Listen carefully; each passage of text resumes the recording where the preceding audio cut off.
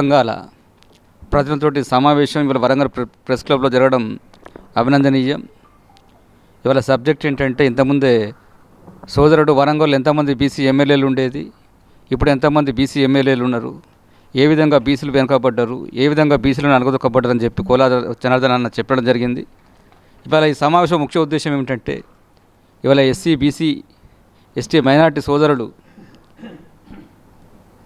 Nalgonda Warangal Khammam teachers MLC ఎన్నికల్లో ఈ సబ్బండ వర్గాలు ఎవరికి సపోర్ట్ చేయాలి, సపోర్ట్ చేసిన వ్యక్తికి ఎందుకు సపోర్ట్ చేయాలి అనే విషయంలో ఈ సమావేశం జరుగుతూ ఉన్నది. కాబట్టి ముఖ్యంగా మిత్రులారా, మీ అందరికీ తెలుసు, తెలంగాణ లోపల జనాభా ఎవరిది ఎక్కువ ఎవరిది తక్కువ. ఒక ఆలోచిస్తే ఎవరు నష్టపోయినరు, ఎవరు లాభపడ్డారు అని చెప్పి ఈ అంశం పాత్రికేయ మిత్రులందరికీ మీకు తెలుసు, అలాగే ఈ పైన కూర్చున్నటువంటి సంఘ ప్రజలందరికీ తెలుసు. మిత్రులారా, గత కొంతకాలంగా ఒక 2 years నుంచి మన తెలంగాణ లోపల మన విద్యార్థులకు కావచ్చు, మన నిరుద్యోగులకు కావచ్చు, ఒక పెద్ద సమస్య, ఒక గుడిబండలా మారింది. అదే ఈడబ్ల్యూఎస్. అట్లాగే రాజకీయ ప్రాతినిధ్యం వహించాలని చెప్పి కోరుకుంటా బీసీ ప్రజాప్రతినిధులు ఎదగాలని, బీసీ లీడర్గా ఎదగాలని, ఒక ఎంపోరియం పవర్ రావాలని చెప్పి కోరుకుంటున్న తరుణం లోపల 42% reservation Kamareddy declaration Congress party చెప్పింది. ఈ సందర్భం లోపల ఈ రెండు అంశాల లోపల తెలంగాణ మొత్తంగా 2 సంవత్సరాల నుంచి కాంగ్రెస్ పార్టీ వచ్చిన కాంచెలు, అంతకుముందు 6 నెలల నుంచి కూడా అనేక సంఘాలు పోరాటం చేస్తూ ఉన్నాయి. ఆ సందర్భం లోపల ఇవాళ వరంగల్ జిల్లాకు చెందిన సంగంరెడ్డి సుందర్రాజ్ యాదవ్ ఒక 15 నెలల కాలంగా ఈడబ్ల్యూఎస్ మీద 42% రిజర్వేషన్ల మీద ఇవాళ కుమార్ గాడ్గే ఒక రజకుడు పాపం మిత్రుడు, ఆయన ఆమరణ దీక్ష తీసుకున్నాడు. 17 రోజులు ఆయన చేసినారు మన వరంగల్ జిల్లాలో గీసుకొండలో. ఆయనని ఎక్కడ ఎంజిఎంలో అరెస్టు చేసి పాపం బయట కూర్చున్న సందర్భంలో పాదయాత్ర చేసినారు ఇక్కడ ఉన్న అందరు సోదరులు. అందులో సుందర్రాజ్ యాదవ్ కూడా ఒక 4.5 కిలోమీటర్లు పాదయాత్ర చేసి ఆయన దగ్గరికి వెళ్ళి ఓదార్చడం జరిగింది. అంటే ఇటువంటి ఎందుకు చెప్తున్నానంటే, మనం ఎందుకు వేయాలి ఈ ఓటు, ఈయనకు సుందర్రాజ్ యాదవ్కి ఎందుకు వేయాలి ఆ ఓటు అనే అంశం మీద మీతో మాట్లాడుతూ ఉన్నా. ఇవాళ మన వరంగల్ జిల్లాలో మన బీసీ బిడ్డలు టీచర్ ఎమ్మెల్సీలో కొలపాక వెంకటస్వామి కావచ్చు, సుందర్రాజ్ యాదవ్ కావచ్చు, ఇంకా ఇతర ముగ్గురు అందరూ దర్దాపు చంద్రమోహన్ కావచ్చు, అందరు నిలబడ్డారు. కానీ ఇవాళ సమాజం లోపల బీసీ ఉద్యమాల్లో, తెలంగాణ ఉద్యమాల్లో మొట్టమొదటగా తన యొక్క గలాన్ని, తన యొక్క ఆర్థికత్వాన్ని, తన యొక్క టైంని కేటాయించిన వ్యక్తి సంగంరెడ్డి సుందర్రాజ్ యాదవ్. కాబట్టి ఈ వరంగల్ జిల్లాలో ఉన్న అన్ని కుల సంఘాలు అందరూ కలిసి ఇవాళ సుందర్రాజ్ యాదవ్ గారికి ఓటు వేయాలని కోరుకుంటూ, అట్లాగే మన బీసీ బిడ్డలకు కూడా ఒక అవకాశం ఉన్నది. 1, 2, 3, 4 ఉన్నాయి. కాబట్టి మన బీసీ బిడ్డలు మనం గౌరవించే దిశగా మన బీసీ బిడ్డలకు కూడా ఓటు వేయాలని చెప్పి కోరుకుంటూ అందరూ ఈ సమావేశం జరగడం జరిగింది. ఒక ప్రశ్న అడుగుతున్నా. ఇవాళ 19 మంది నిలబడ్డారు. ఇవాళ వరంగల్, నల్గొండ, ఖమ్మం టీచర్ ఎమ్మెల్సీ లోపల 19 మంది నిలబడ్డారు. ఈ 19 మందిలో పిఆర్టీ నుంచి వాళ్ళే మళ్ళా బీజేపీ నుంచి నిలబడ్డ సరోత్తం రెడ్డి పిఆర్టీఏ, ఎక్స్పిఆర్టీఏ, హర్షవర్ధన్ రెడ్డి పిఆర్టీఏ, నర్సిరెడ్డి యూటీఎఫ్, శ్రీపాల్ రెడ్డి, వీళ్ళందరూ ఉన్నారు కదా బ్రదర్. మేమంతా సబ్బండ వర్గాల ప్రతినిధులు అని చెప్పి అంటున్నారు. మేము 2 ఏళ్ల నుంచి మొత్తుకుంటున్నాం. ఈడబ్ల్యూఎస్ వల్ల మా పొరాలు నష్టపోతున్నారు, మా నిరుద్యోగులు నష్టపోతున్నారు, మా విద్యార్థులు నష్టపోతూ అంటున్నాం. ఈ నర్సిరెడ్డి, ఈ శ్రీపాల్ రెడ్డి, ఈ హర్షవర్ధన్ రెడ్డి, ఇంకో సరత్వం రెడ్డి, వీళ్ళందరూ వచ్చి ఈడబ్ల్యూఎస్ తప్పు, ఇది అన్యాయం అని చెప్పి అంటారా? వీళ్ళు పోరాటం చేస్తారా? అందుకోసమే బీసీ ఉపాధ్యాయులారా, ఎస్సీ ఎస్టీ ఉపాధ్యాయులారా, మీరు గమనించాలి దయచేసి. ఇవాళ ఇది ఒక వేదిక, బీసీ ఉద్యమానికి ఇది ఒక వేదిక. టీచర్ ఎమ్మెల్సీ అనేది మేధావులలో ఇది ఒక వేదిక. కాబట్టి మిత్రులారా, ఇవాళ నర్సిరెడ్డి కావచ్చు, శ్రీపాల్ రెడ్డి కావచ్చు, సరోత్తం రెడ్డి కావచ్చు, హర్షవర్ధన్ రెడ్డి కావచ్చు, ఏ రెడ్డి కూడా ఇవాళ ఈడబ్ల్యూఎస్ నిరుద్యోగుల పాలిట, విద్యార్థుల పాటు ఒక శాపంగా మారిన వీటిపైన గలమెత్తుతారా? వీళ్ళు వచ్చి రోడ్ల మీద పోరాటం చేస్తారా? ఇవాళ పోరాటం చేసే వ్యక్తి సుందర్రాజ్ యాదవ్, మిగతా బీసీ మిత్రులు. కాబట్టి దయచేసి బీసీ ఉపాధ్యాయులారా, బీసీ లెక్చరర్స్లారా, BC contract, outsourcing, private, government, ఉపాధ్యాయ అధ్యాపక మిత్రులకు తలవంచి నమస్కారం మీకు విన్నవించుకుంటున్నా. దయచేసి సంగంరెడ్డి సుందర్రాజ్ యాదవ్కి ఓటు వేసి గెలిపించేందుకు కోరుకుంటున్నా. ఒక ఉద్యమకారుడు, మీ పాలిట పనిచేసే వ్యక్తి, మీ అస్తిత్వం మీద పనిచేసే వ్యక్తి. కాబట్టి వీరిని మీరు మొదటి ప్రాధాన్యత ఓటు వేసి, అలాగే మిగతా బీసీ ముద్దుబిడ్డలకు కూడా 1, 2, 3, 4 మనకు అవకాశం ఇచ్చింది కాబట్టి ఎలక్షన్ కమిషన్ దానికి కూడా మీరు ఓటు వేసి గెలిపాలని కోరుకుంటూ సెలవు తీసుకుంటున్నా. సాధించుకున్న తెలంగాణను ఆ ఉద్యమ స్ఫూర్తిని మళ్ళీ అవకాశం వచ్చింది. ఆనాడు పరిస్థితులు వేరు, ఈనాడు పరిస్థితులు వేరు. ఆనాడు అణచివేతలు, అరెస్టులు, అనేక నిర్బంధాలు మన పైన ప్రయోగించినా కూడా ఆ స్ఫూర్తితో తెలంగాణ సాధించుకున్నాం. మరి మళ్ళీ బీసీ ఉద్యమ స్ఫూర్తి రగిలింది. మళ్ళీ నాకు గురువు సమానులైన కూల జనార్దన్ అన్న నాకు ఎప్పుడు ఏం చెప్పేదంటే, తమ్ముడు మనం ఎప్పుడు కానీ బీసీ ముఖ్యమంత్రి కావాలంటే నేను నవ్వేవాడిని. నాకు నేనే నవ్వుకుంటుండే, ఇది సాధ్యమేనా అన్న, నువ్వు ఇది సాధ్యమేనా, మనం ఒక కార్పొరేటర్ గెలవాలంటేనే బీసీలకి టికెట్లు ఇస్తలేరు, ఇది ఎట్లా సాధ్యమన్నా, 3% లేని వాళ్ళు 43 మంది ఎమ్మెల్యేలు ఉన్నారు, 1% లేని వాళ్ళు 13 మంది ఉన్నారు, 60-70 సీట్లు వాళ్ళే కొట్టుకపోతున్నారు, ఎట్లా సాధ్యమన్నా అన్న. కానీ అది రానే వచ్చింది. ఈరోజు 2025లో మన గౌరవ పిసిసి అధ్యక్షులు ఏం పేరు మనం మహేష్ కుమార్ గౌడ్ గారు మన ప్రెస్ మీట్ పెడుతూ రాబోయే ఎన్నికలలో రాబోయే రోజుల్లో ఈ రాష్ట్రానికి బీసీ ముఖ్యమంత్రే ఈ పరిపాలన కొనసాగిస్తాను అన్నారు. అంటే ఏ కులం కాదు, అంటే చూడండి ఎంత ఉద్యమం ఎంత తీవ్ర స్థాయికి వెళ్ళింది. అంటే మన ఓటు మనం వేసుకోవాలి, మన వాళ్ళని మనం గెలిపించుకోవాలి, చట్టసభలో మనకు రావాల్సిన వాటాను మనం సాధించుకోవాలనే ఒక నినాదం ఆల్రెడీ వెళ్ళిపోయింది. ఆల్రెడీ ఇలా ఈ నరోత్తమ్ రెడ్డి, శ్రీపాల్ రెడ్డి వీళ్ళందరూ ఏంటంటే ఏదో డబ్బులు బాగా ఉన్నాయని చెప్పి ప్రలోభాలు పెడుతున్నారు, కానీ అది ఏం జరగదు.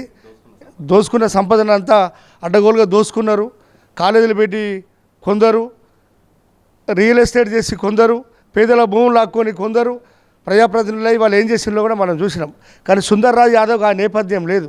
ఒక బీసీ బిడ్డగా ఆనాడు తెలంగాణ ఉద్యమంలో జనార్దన్ అన్న నేను ఇంకా మర్చిపోలేను.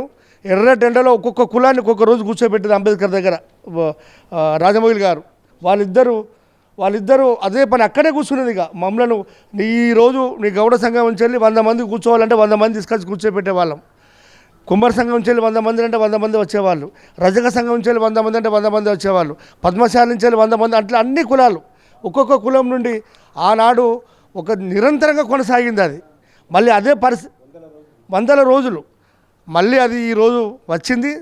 అంత పెద్ద ఉద్యమాన్ని తెలంగాణనే సాధించుకున్న ఈ తెలంగాణ ప్రజలు మళ్ళీ బీసీల కోసం మరొక చైతన్యం తీసుకురావాలని అన్నకు నిన్ననే చెప్పిన. మళ్ళీ మీరు హైదరాబాదు అన్న అంటే ఒక రాష్ట్ర జాతీయ నాయకుడిగా హైదరాబాద్లో ఎక్కువ కేంద్రీకరిస్తున్నాడు. మళ్ళీ ఏం చెప్పినంటే అన్న మళ్ళీ మీరు వరంగల్ నుంచినే ఇది రగలాలి. ఇంతకుముందే చెప్పిండ్రు, గతంలో బీసీ శాసనసభ్యులు ఉన్నటువంటి ఈ ప్రాంతంలో ఈ పోరుగాలు జిల్లాలో మరి వాళ్ళు మళ్ళీ పాగా వేసిండ్రు.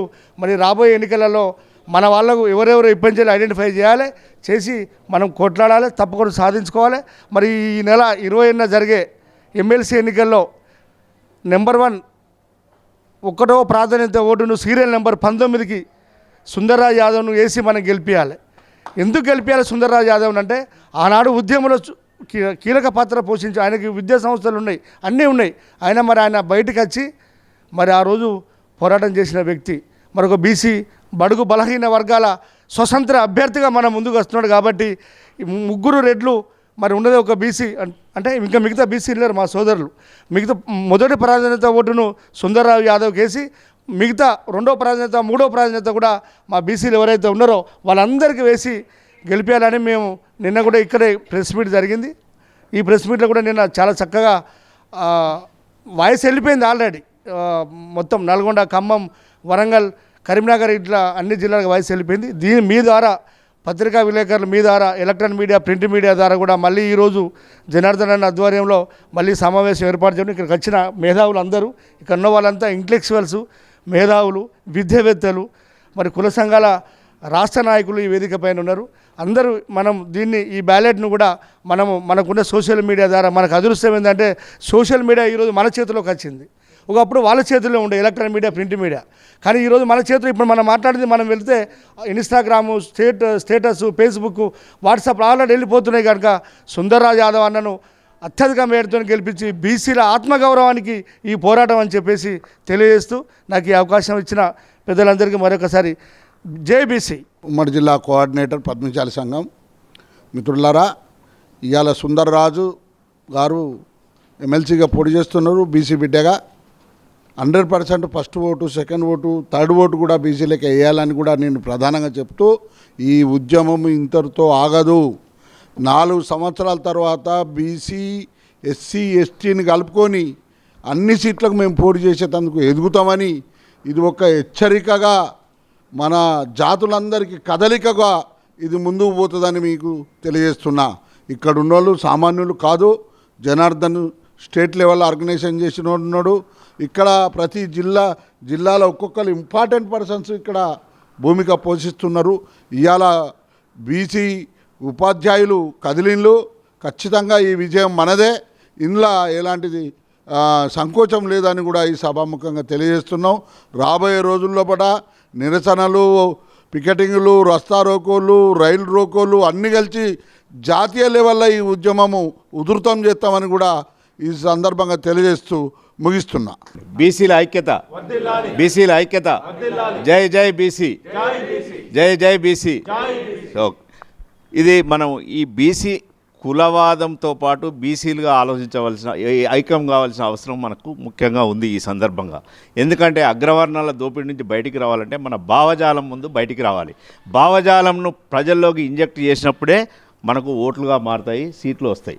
భావజాలం లేకుండా ఊరికే ఎవరికి వాళ్ళు మాట్లాడుకుంటూ ఏక వ్యక్తిగా ఎప్పుడు ముందుకు పోయినా కూడా అది విజయాన్ని సాధించలేము. కాబట్టి ఇక్కడున్న ప్రతి ఒక్కరూ 10 మందిని 100 మందిని ఎడ్యుకేట్ చేస్తూ, ప్రెస్ పెడుతూ, సోషల్ మీడియా పెడుతూ ముందుకు వెళ్ళాలి, భావజాలం తీసుకుపోవాలని నా యొక్క విజ్ఞప్తి. ఇది గ్రామాన గ్రూపులు ఏర్పాటు చేయాలి. ఇది నా యొక్క మొదటి విన్నపం. 2, అగ్రవర్ణాల ఆధిపత్యం ఇంకెన్నాళ్ళు భరిస్తాం అనేది మన దాంట్లో ప్రతి ఒక్క గుండెలో ఉండాలి. బీసీ గుండెలో ఉన్నప్పుడు మాత్రమే మన బీసీలను ఐకమత్యం చేయగలుగుతాం. మనము ఓసీలకు ఓట్లేస్తున్నాం, సీట్లు అప్పగిస్తున్నాం, మనం బానిసల్లాగా బతుకుతున్నాం. ఈ భావజాలాన్ని తీసుకెళ్ళాలి. పెట్టుబడిదారు వర్గం అంటే ప్రభుత్వాలకు ఆదాయ వనరులం బీసీలం. ఈ ఆదాయం అంతా తీసుకుపోయి ఆడ స్కీములలాగా మనకు బిస్కెట్లు వేసినట్టు వేసి మన ఓట్లు వాళ్ళు దోసుకుంటున్నారు. ఈ బిస్కెట్ల రాయబారం ఏంది, మనమే అవకాశం ఇస్తున్నాం ఓట్లేసి. కాబట్టి ఈ బిస్కెట్ వేసే ప్రపంచానికి మనం ఓట్లు వేయకుండా ఉండి మన ఓట్లు మనం వేసుకోవాలి అనేది మనలో కసి అనేది పెంచే కార్యక్రమం చేపట్టాలి. ఇక్కడున్న బీసీ నాయకులందరికీ నేను ఒకటే విజ్ఞప్తి చేస్తున్నా. మనం భావజాలం విజ్ఞప్తి చేస్తే గెలుపులు అదే ఆటోమేటిక్గా వస్తుంది. కాబట్టి ఒక వ్యక్తిగా ఎవరు ఏమి చేయలేరు. ఇది ఒక మార్పు కోసం నాంది కావాలి. ఈ ఎమ్మెల్సీ ఎలక్షన్లు ఒక 25,000 మంది ఓటర్లతో జరుగుతున్న ఎలక్షను విఘ్నులు, మేధావులు, ఈ మేధావులు చేస్తున్న ఓటింగ్ను ఇది కనుక బీసీలకు అనుకూలంగా వస్తే రేపు రాజ్యాధికారం దిశగా ఒక అడుగు ముందుకు వేసినట్టే, అందరికీ ఒక ఇన్స్పిరేషన్ అవుతుంది. రేపు ఎమ్మెల్యేలుగా నిలబడడానికి ముందుకు వస్తారు మన వాళ్ళు కూడా. మన వాళ్ళు ఏంటంటే పైసలు ఖర్చు అవుతామని భయపడి వెనుక తడుతున్నారు. ఈ గెలుపు కనుక బీసీల తరఫున జరిగితే మాత్రం ఈ ఓటింగు తప్పకుండా రేపు ఎమ్మెల్యేలు కానీ, కార్పొరేషన్లు కానీ, సర్పంచ్లు కానీ మన ఒక అనుకూలమైన ఓటుగా మారే అవకాశం ఉంది. కాబట్టి ప్రతి ఒక్కరూ ఇది మనసులో పెట్టుకొని హృదయపూర్వకంగా సుందర్రాజు యాదవ్ గారికి కృషి చేయాలని. బీసీ బిడ్డ, తెలంగాణ ఉద్యమకారుడు, అన్ని క్వాలిటీస్ ఉన్నాయి, స్వార్థం లేకుంటున్నది. ఇప్పటి వరకు చేసిన 10 ఎమ్మెల్సీ ఎలక్షన్లు అయితే మనకు 8 మంది రెడ్డిలే ఉన్నారు ఎమ్మెల్సీలుగా ఎన్నికైన వాళ్ళు. ఒక 2 మాత్రమే బీసీలు అయినరు. వీళ్ళు అయిన వాళ్ళు ఏం చేసుకున్నారు? వాళ్ళ వ్యాపారాలు విస్తరించుకున్నారు, సామ్రాజ్యాన్ని విస్తరించుకున్నారు, కాంట్రాక్టులు చేసుకున్నారు.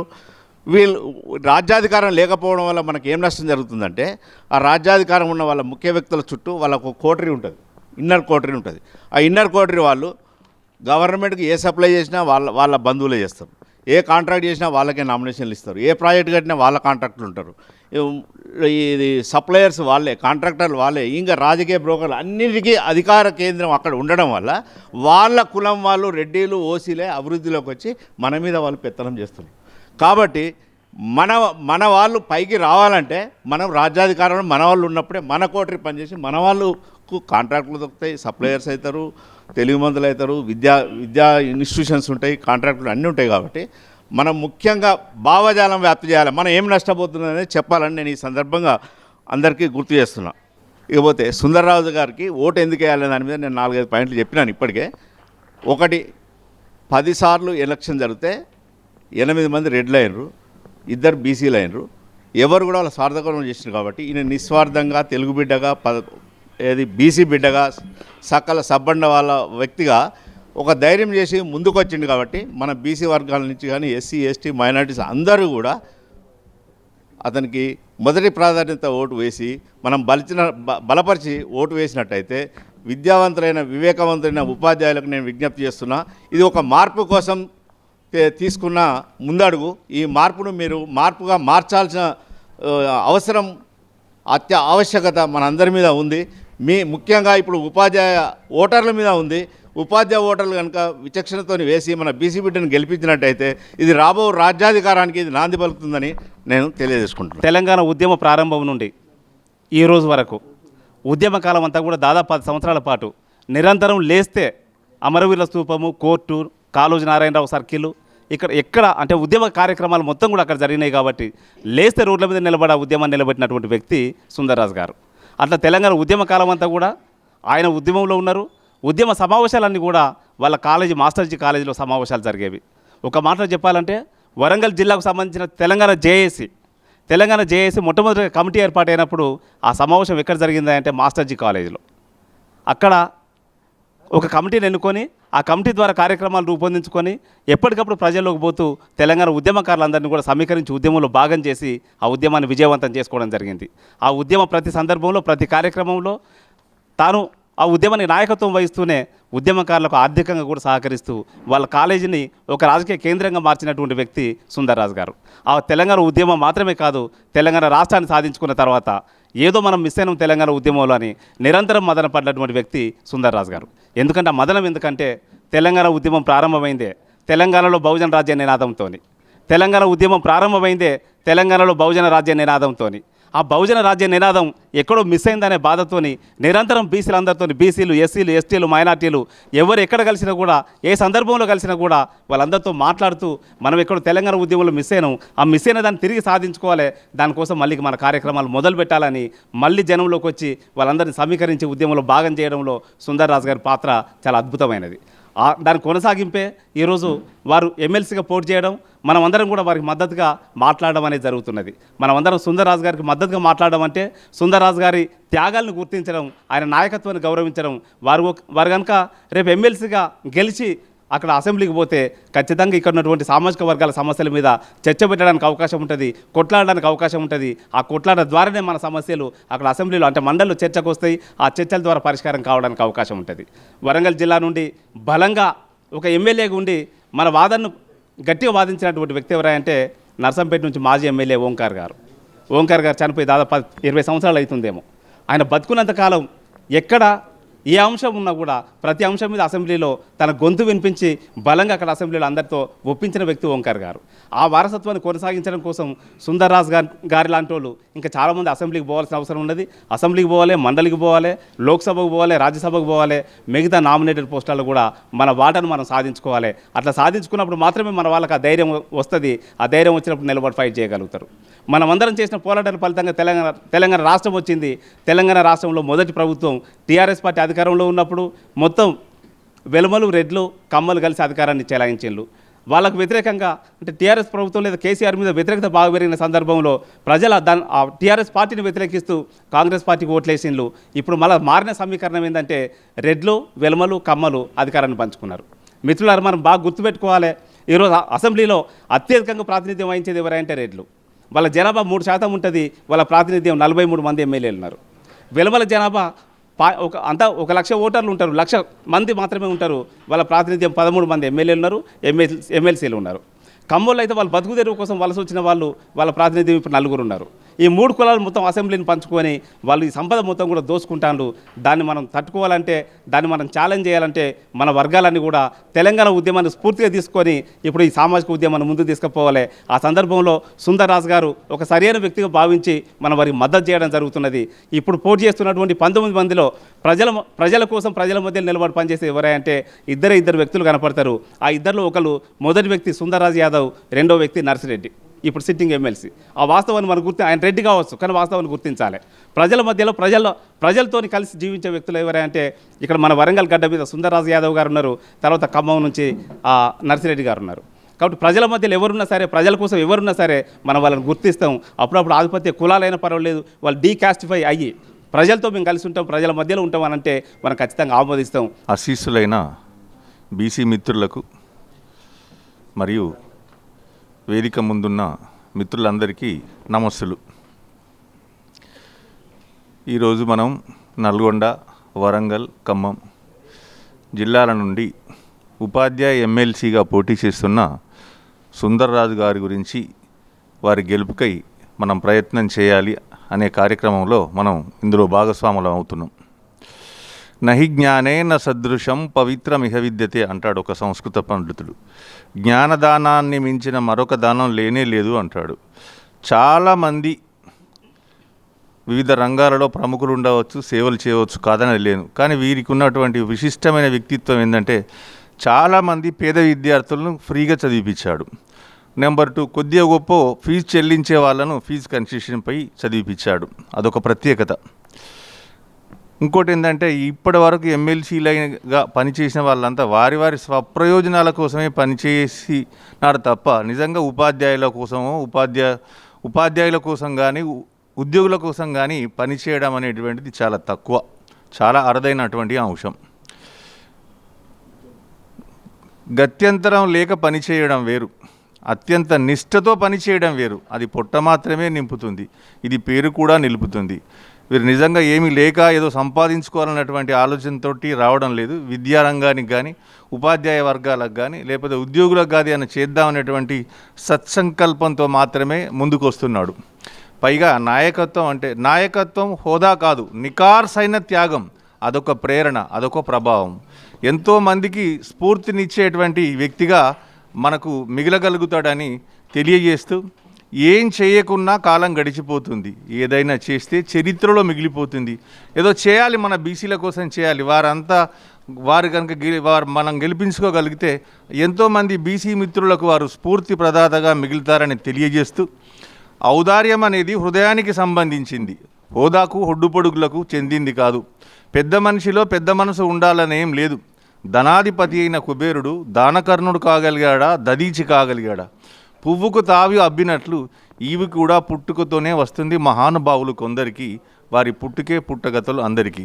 ఇట్లాంటి వాళ్ళని మనం గెలిపించుకోవడం ద్వారా సమాజానికి మనం మేలు చేసిన వాళ్ళం అవుతాం, మన బీసీ వర్గాలకు మనం మేలు చేసిన వాళ్ళు అవుతాం. వీరందరికీ స్ఫూర్తి ప్రదాతగా మిగులుతారని అభిలషిస్తూ, చుక్క చుక్క నీరు కలిసి సాగరం అవుతుంది, చిన్న చిన్న రేణువులే నేలను నిర్మించాయి, మంచి పనులు మధురోక్తులు స్వల్పమైన స్వర్గాన్ని సృష్టిస్తాయి. ఇంతకుముందు మన బీసీ మిత్రుడు చెప్పారు భావజాల వ్యాప్తి అనేది. మనం ఒక్కొక్కరం మనకు తెలిసిన సన్నిహితులకు 10 మందికి చెప్పినా వాళ్ళ వంతు వాళ్ళు చేస్తారు, మన వంతు మనం చేస్తామని. ఈ విధంగా భావజాల వ్యాప్తి తప్పకుండా జరుగుతుందని అభిలషిస్తూ, ఆకాంక్షిస్తూ ఈ అవకాశం ఇచ్చిన అధ్యక్షులకు, మిగతా బీసీ మిత్రులకు హృదయపూర్వకంగా కృతజ్ఞతలు తెలియజేస్తూ థ్యాంక్ యూ అండ్ ఆల్. ఈరోజు బీసీ సంఘాల, వివిధ కుల సంఘాల రాష్ట్ర జిల్లా నాయకులందరూ కూడా ఈ ప్రెస్ క్లబ్ సమావేశానికి రావడం జరిగింది. ముఖ్య ఉద్దేశం ఏంటంటే, గత 10 సంవత్సరాలు తెలంగాణ రాష్ట్ర సాధన కోసం కృషి చేసిన సుందర్రాజు యాదవ్ గారిని ఇప్పుడు నిలబడినటువంటి ఎమ్మెల్సీ ఎన్నికలలో మొదటి ప్రాధాన్యత ఓటు వేసి గెలిపించవలసిన బాధ్యత మన బీసీ కులాలందరి మీద ఉన్నది.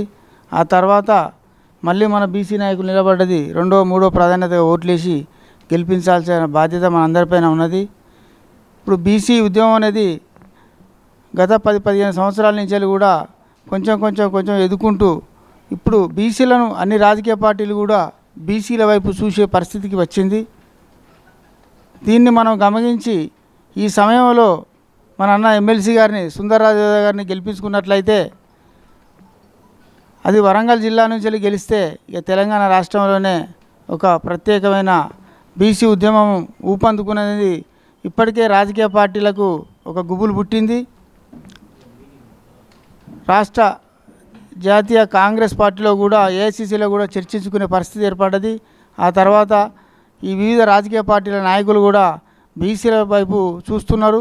ఈ సమయంలో మనందరం కూడా ప్రతి మండల జిల్లా కేంద్రాల్లో ఉన్నటువంటి అందరం కూడా వివిధ కుల సంఘాల నాయకులందరం కూడా అన్న సుందర్రాజు యాదవ్ గారికి ఓటు వేయించడం కోసం అందరం ప్రతి ఒక్కరం కూడా తెలిసిన వాళ్ళందరికీ ఫోన్ నెంబర్లు పెట్టుకొని ఫోన్లు చేసి మనం ఈసారి గెలిపించుకుంటే మనందరం ముందు పోవాల్సి ఉంటుందని ఈ సందర్భంగా కోరుతాం. బీసీ రాజ్యాధికారం కోసం పోరాటం చేస్తూ బీసీ భావజాలాన్ని వ్యాప్తి చేస్తున్న ఈ తరుణంలో వచ్చినటువంటి ఎమ్మెల్సీ ఎలక్షన్ అనేది మనకు చాలా ఇంపార్టెంట్. ఈ ఎమ్మెల్సీ ఎలక్షన్లో బీసీల ఓట్లు బీసీలకే అన్న నినాదంతో బీసీ ఇంటెలెక్చువల్ ఫోరం ముందుకెళ్తుంది. కాబట్టి అణగారిన వర్గాల ప్రజల గొంతుకగా ఎవరైతే ఆ నేపథ్యం నుంచి వచ్చి విద్యారంగంలోనే కాదు సమాజంలో ఉన్నటువంటి వివిధ సమస్యల గురించి అవగాహన కలిగినటువంటి మన బీసీ క్యాండిడేట్స్ ఉన్నారు. అందులో ముఖ్యంగా మన వరంగల్ నుంచి ప్రాతినిధ్యం వహిస్తున్నటువంటి సుందర్రాజు ఉన్నారు. కాబట్టి బీసీ టీచర్స్ అందరూ కూడా ఈ అవకాశాన్ని బీసీలలో ఉన్నటువంటి ఆలోచన బీసీ రాజ్యాధికారం కోసం చేస్తున్న ఈ పోరాటానికి బలపరిచే విధంగా అందరూ కూడా బీసీలకే ఓట్లేయాలి. మెజారిటీ ఉన్న మన అభ్యర్థుల్ని గెలిపించకపోవడం ఈ రోజుల్లో ఇంత అవగాహన ఉన్నటువంటి రోజుల్లో ఇది జరగకపోతే మనం ముందు భావితరాల వాళ్ళకి చాలా అన్యాయం చేసిన వాళ్ళం అవుతాం. కాబట్టి ప్రతి టీచర్ ఓటు వేసే ముందు టీచర్ల కోసం పోరాటం చేసేటువంటి టీచర్ల బ్యాక్గ్రౌండ్ తెలిసినటువంటి విద్యారంగంలో ఉన్నటువంటి సుందర్రాజన్ ఇతర సభ్యులకు కూడా ఓటేసే అవకాశం ఉంది. కాబట్టి ఇంటెలెక్చువల్ ఫోరం ఇచ్చే మెసేజ్ ఏంటంటే ఫస్ట్ బీసీ ఓట్లు ఇతర అగ్రవర్ణాల వాళ్ళకు పడకూడదు. బీసీలలో ఉన్నటువంటి అభ్యర్థులు ఎవరైతే ఉన్నారో వాళ్ళందరికీ ప్రిఫరెన్షియల్ ఓటు ఇచ్చే అవకాశం ఉంది. కాబట్టి మన ఓట్లు మనమే వేసుకోవాలి, బీసీలకు మాత్రమే వేసుకోవాలి. ఈ ఎమ్మెల్సీ ఎన్నిక ద్వారా మనం సమాజంలో ఉన్నటువంటి బీసీ వాళ్ళందరికీ ఒక నమ్మకాన్ని కలిగించే విధంగా మన ఓట్లు మనం వేసుకుంటే భవిష్యత్తులో రాజ్యాధికారం మనదే అవుతుంది.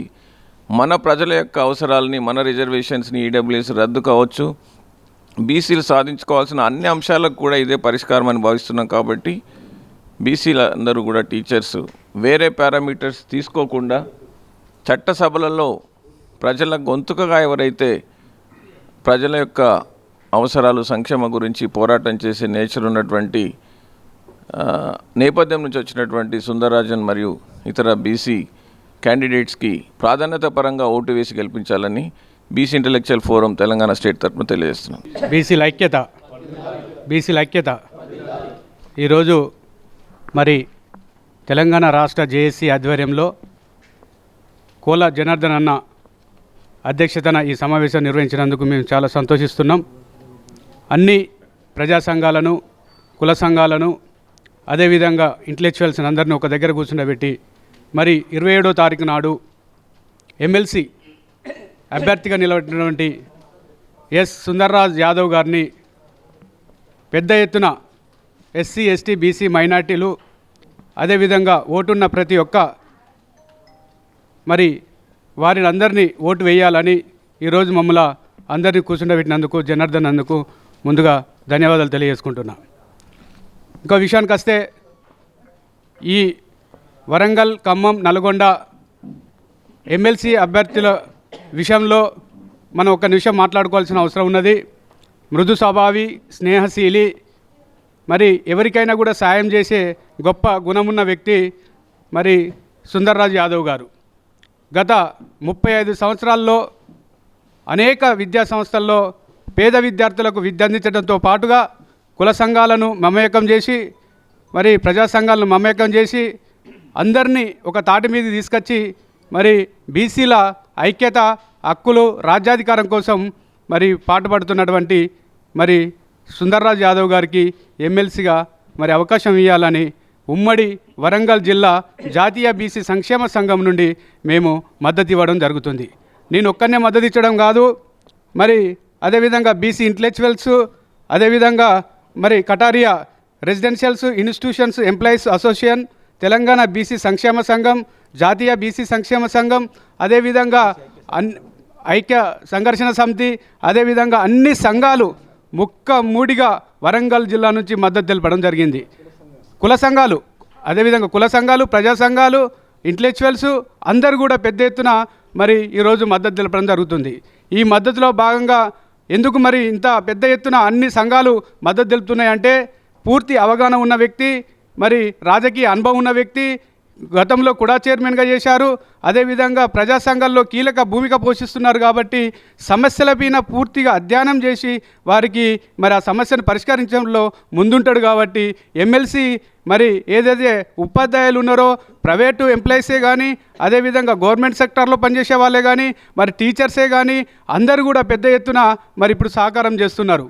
రెడ్డీస్ కూడా కొంతమంది వచ్చేసి అన్న మీరు బీసీ అన్నా కూడా మేము రెడ్డిలను కూడా సపోర్ట్ చేస్తామన్నా, ఎందుకంటే మీరు ఒక మంచి వ్యక్తిగా కాబట్టి మేము పార్టీలను చూస్తలేము, మేము అదేవిధంగా ఏ సంఘాలను చూస్తలేము, మేము కూడా మరి మా వంతుగా కృషి చేస్తామని సుందరన్న ఇంటికి వచ్చి కూడా పనిచేయడం జరుగుతుంది. మరి ఇంత గొప్ప వ్యక్తిని మనము మరి అదేవిధంగా కౌన్సిల్లకు పంపిస్తే ఎన్ని సమస్యలు పరిష్కారం చేస్తారో మనందరం అర్థం చేసుకోవాల్సిన అవసరం ఉన్నది. ఎందుకంటే గతంలో కూడా మనం చూసుకున్నాము, అందరితో మమేకమైన రోజులలో కూడా ప్రతి వ్యక్తికి కూడా సాయం చేసినటువంటి గొప్ప వ్యక్తి సుందర్రాజ్ యాదవ్ గారు. సుందర్రాజ్ యాదవ్ గారు మీ అందరికీ తెలుసు కూడా, కానీ నేను ఒకసారి చెప్పాల్సిన అవసరం ఉన్నది. మరి సుందరన్న ఎమ్మెల్సీగా నిలబడ్డారంటే అన్ని ఎస్సీ, ఎస్టీ, బీసీ, మైనార్టీలు అందరు నిలబడ్డట్టుగా ఫీల్ అయిపోయి ప్రతి ఒక్కరు స్వచ్ఛందంగా వచ్చేసి నేను కూడా అన్నకు సాయం చేస్తానని పెద్ద ఎత్తున అన్ని జిల్లాలలో, అన్ని నియోజకవర్గాల్లో 3 జిల్లాలలో పెద్ద ఎత్తున కూడా అందరు వచ్చి సహాయ సహకారాలు అందిస్తున్నారు. మరి మనంత బాధ్యతగా ఇక్కడ ఉన్నటువంటి వరంగల్ జిల్లా మరి ఓరుగల్లు పౌరుషత్వం ఉన్నటువంటి బీసీ నాయకులు చాలామంది ఉన్నారు. వాళ్ళందరూ కూడా ప్రతి ఒక్కరు కూడా పెద్ద ఎత్తున పనిచేస్తున్నారు. వారందరూ గెలుపు కోసం సాయం చేస్తున్నారు. అన్న కూడా గెలుపు అంచుల్లో ఉన్నారు. అందులో మన భాగస్వామ్యం కూడా ఉండాలని ప్రతి ఒక్కరు కూడా పెద్ద ఎత్తున వచ్చి మరి సుందరన్న ఎమ్మెల్సీ గురించి మరి సీరియల్ నెంబర్ 19 మీద మరి 1 అదేవిధంగా మొదటి ప్రిఫరెన్స్ ఓటు వేయాలని ప్రతి ఒక్కరు కూడా అభ్యర్థించడం జరుగుతుంది. అదేవిధంగా నేను బీసీ సంక్షేమ సంఘం నుంచి ఎస్సీ, ఎస్టీ, బీసీ ఉపాధ్యాయులు అందరూ ఎవరైతే ఉంటారో, అదేవిధంగా ప్రైవేట్ రంగంలో ఉపాధ్యాయులుగా మరి అదేవిధంగా ఉన్నటువంటి వాళ్ళకు కూడా మరి ఓటు వచ్చింది కాబట్టి వాళ్ళని కూడా అభ్యర్థిస్తున్నాము. ఖచ్చితంగా కూడా ప్రతి ఒక్కరూ ఓటు ఎవరైతే ఎన్రోల్మెంట్ చేసుకున్నారో వారందరూ కూడా ఖచ్చితంగా సుందరన్నకు 19వ నెంబర్ మీద మరి మొదటి ప్రాధాన్యత ఓటు చేసి గెలిపిస్తారని ఆశిస్తూ నాకు ఈ అవకాశం ఇచ్చిన మీ అందరికీ ధన్యవాదాలు తెలియజేసుకుంటున్నాను. Thank you. సుందర్రాజ్ యాదవ్ గారి విజయాన్ని కోరుతూ ఏర్పాటు చేసిన ఈ ప్రెస్ మీట్కి వచ్చేసినటువంటి బీసీ బాంధవులందరికీ, పత్రికా మీడియా మిత్రులందరికీ ధన్యవాదాలు తెలియజేస్తూ ఉన్నాం. అనేక అంశాలు పెద్దవాళ్ళు చెప్పిండ్రు. ఒకటే నేను చెప్పదలుచుకునేది ఏంటంటే ఇప్పుడిప్పుడే బీసీలు చైతన్యం అవుతున్నారు అనేది స్పష్టంగా మనకు తెలుస్తూ ఉన్నది. ఇంతవరకు ఇంత ఏం కోల్పోయినాం, ఇంకా కోల్పోయామా? మరి అనేక ఉద్యమాలు చేసి ఒక సామాజికవేత్తగా ఎదిగినటువంటి మన సుందరరాజు అటువంటి వాళ్ళను శాసనమండలికి పంపితే ఏం జరుగుతుందో మన వాళ్ళు చెప్పడం జరిగింది. వాస్తవంగా మేము బీసీలం ఒకటైనాం, మాకు స్పృహ వచ్చింది, మాకు జ్ఞానోదయం అయింది అని నిరూపించుకునే అవకాశం ఇప్పుడు స్పష్టంగా వచ్చింది, మనకు కనబడతా ఉన్నది. కాబట్టి మనం ఈ గెలుపుతోటే మన బీసీలం ఒకటైతాము, రేపు రాజాధికారం మనదనేది తేలిపోనుంది. కాబట్టి మన ఓట్లు మనం వేసుకొని మన బిడ్డను మనం గెలిపించుకుందే మనం అంటే రేపు అగ్రవనాలకు తేలిపోతుంది. కాబట్టి ఖచ్చితంగా ఈ ఎన్నిక సాధారణ ఎన్నికలు కావు, ఏదో ఎంపీటీసీఓ ఎమ్మెల్యే సర్పంచ్ కావు, ఎందుకంటే గ్రామాలు జరిగేవి. కానీ ఒక జరిగే ఎన్నికలు ఏంటి అంటే ఉపాధ్యాయులు తీర్చిదిద్దినటువంటి మహానుభావులు. దయచేసి మీకు దండం చెప్తా ఉన్నాం, ఆలోచించండి.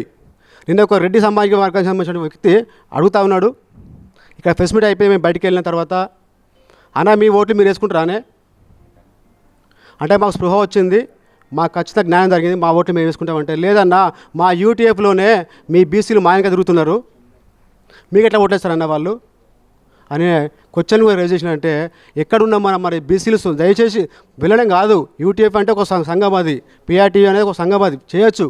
కానీ సంఘాలు వేరు, ఎన్నికలు వేరు.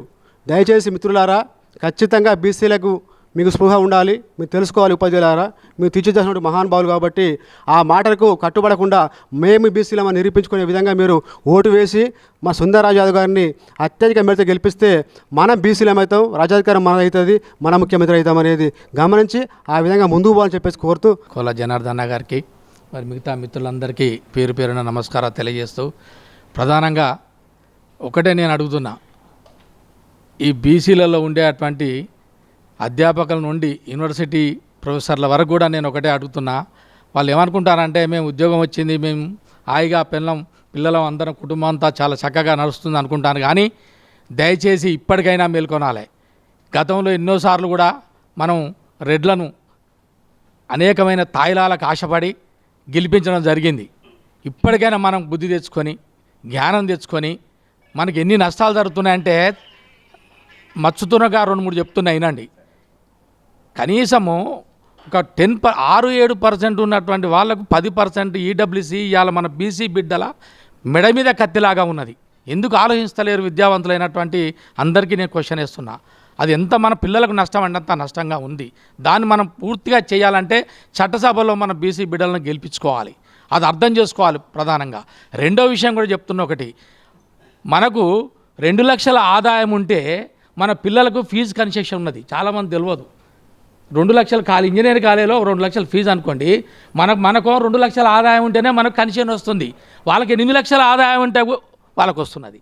చూడండి, ఏది అర్థం ఉందా? ఎంత ఆగమవుతున్నామో మనం పరిస్థితి అర్థం చేసుకోండి ఉపాధ్యాయ సోదరులారా.